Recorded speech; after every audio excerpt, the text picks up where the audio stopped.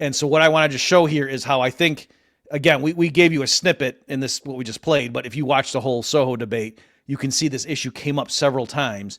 So let me do this, that I'm going to show you how I think Alex was trying to take Dave's framework and show this is crazy. Look at what you could do anything with this. That's clearly not libertarian. So this framework has to be wrong.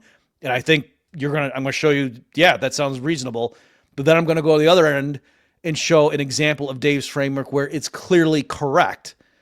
And so something's screwy here, right? Okay, so the two, and I'm not even taking a stand. My point is, since both sides can plausibly say this framework is either obviously wrong or obviously right, something's screwy here. And I think the answer is because we're like dividing by zero at step 3 by having the state try to administer something correctly.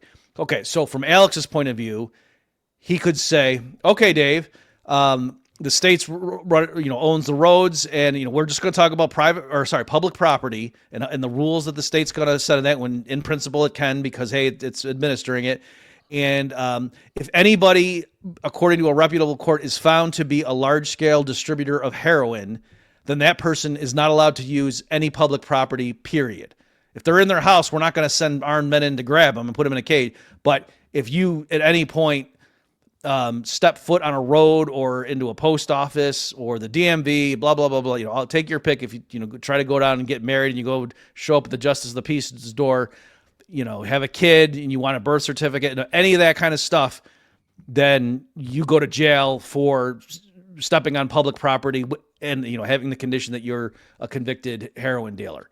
Okay. And see, and to back it up, I can pull the American people, the taxpayers who paid for the roads and the Justice of the Peace's office and blah, blah, blah, and the paper that's used to print the birth certificates. I can pull them, and overwhelming majorities do not like large-scale heroin dealers. They really don't, and they're fine with this policy, especially because we're not throwing them in a cage if they just mind their own business, right? You could do that, and it's not obvious that that's a deviation from the principles Dave laid out, and yet I think I'm showing, Alex could plausibly argue, I could justify any policy that's clearly non-libertarian in any sense that any libertarian in the last 100 years meant by the term.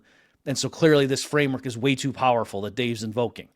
Okay, and then bear with me, folks, here. On the flip side, Dave could say, to show the weakness of Alex's constant appeal to, hey, these are voluntary transactions, the immigrants, they're selling their labor to willing buyers who are Americans, and they're spending their money on goods and services sold by willing vendors who are Americans. And so immigration restrictions are just the busybody government getting in the way of voluntary transactions, and we as libertarians should oppose that, right? Okay, suppose, forget immigrants, just in general, like a bunch of either pro-Gaza activists or climate change people or whatever just camp out on the interstates such that traffic comes to a standstill because there's just literally hundreds of people in front of you, just a mass of people just camped out, and then you can't move. And then, you call the police or whatever. The police say, no, we can't interfere with their freedom of movement. Who are we to physically coerce them? And then given that you're stuck there and you're thirsty, and some of the climate protesters come up and they have some lemonade, and they say, hey, you want some lemonade for $1? And you're like, okay. And so you could see voluntary transactions occurring. And would it make sense for Alex to say, aha, see, this is all voluntary, and I don't care if you polled the American people and 95% said, we want the cops to move these protesters off the interstate so we can drive again. I don't care. That's just this weak appeal to democracy. Who cares about what the majority thinks?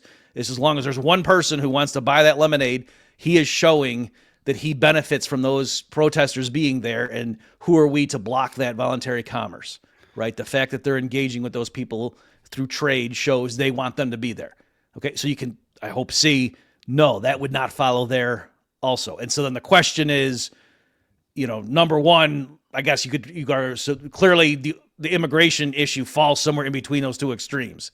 And depending, I think both of them, one person looks like an idiot and the other person looks, oh yeah, that's reasonable. And it depends how you change it. Notice though, that's the same framework that's allowing me to paint either of those scenarios. And so I'm not even taking a stand. I'm just curious what you think, Adam, too. But again, I'm just saying that, laying this out, that libertarians who really care about this stuff, I would like us to discuss what I just laid out there and explain, is there some clean way to say, oh no, one of those ends of the extreme is wrong because of X, Y, Z? No, that's a great point.